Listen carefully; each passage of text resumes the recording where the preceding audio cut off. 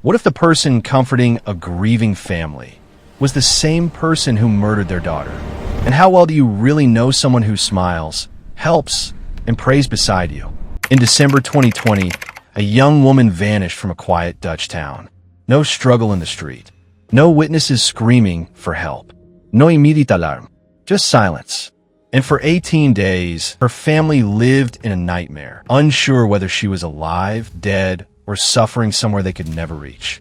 This is not just a story about murder. It is a story about trust, jealousy, manipulation, and how evil can hide behind kindness. This is Criminology Insights. Ichelle van de Velde was 29 years old. She owned a small sewing business and lived a structured, predictable life. Friends described her as warm, reliable, and deeply connected to her family, especially her mother. She wasn't someone who disappeared without explanation. She didn't run away from responsibilities. She didn't vanish before Christmas. She lived and worked in Oostbeek, a town where people recognize each other on the street and news travels fast. That's why her disappearance shocked everyone. In places like this, secrets are hard to keep, or so people believe. On Monday, December 14th, 2020, Ichelle visited her grandmother. She spoke with her mother. Nothing seemed unusual. No fear in her voice.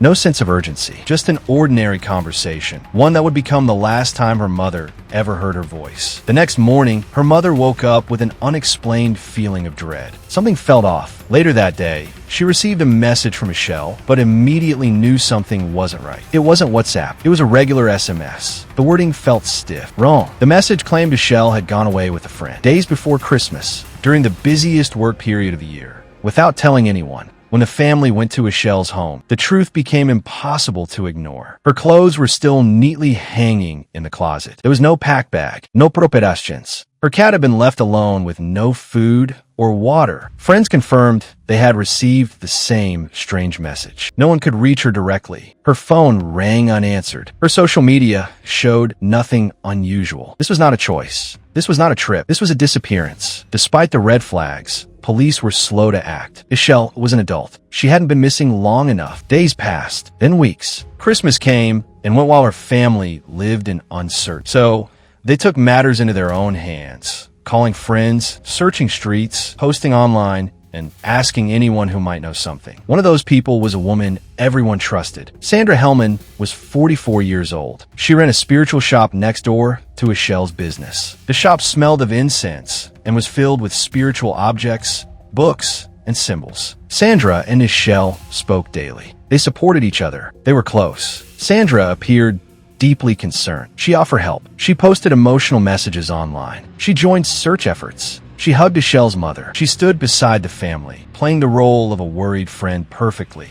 But behind the scenes, investigators would later uncover a disturbing truth. Police revealed that Ichelle had become involved in a short-lived triad relationship with Sandra and her husband, Felix. At first, it was consensual, but emotions changed quickly. Felix fell in love with Ichelle. He wanted to leave the arrangement, and jealousy entered the picture. Shortly after, Felix began receiving strange SMS messages from Ichelle's phone. Messages that didn't sound like her at all. Cold. Final. Distant. Messages claiming she was leaving town, ending the relationship, and even planning to move abroad. Felix later said it felt like someone else was speaking through her. Police recovered a deleted photo from Sandra's phone. It showed Ichelle inside Sandra's shop on December 15th, 2020, one full day after Sandra claimed she last saw her. The photo captured Ichelle entering her phone passcode. That image changed everything. It explained how messages were sent. It explained the silence. And it exposed the lie. Sandra was arrested in February 2021. Forensic investigators found Ichelle's blood in Sandra's home and on her shoes. A witness recalled hearing disturbing sounds from the back of the shop on the day of the murder. Then came the most chilling testimony of all from Sandra's teenage son. He told police his mother had asked him to help move a heavy package wrapped in trash bags. It smelled bad, unforgettable. GPS data led police to a canal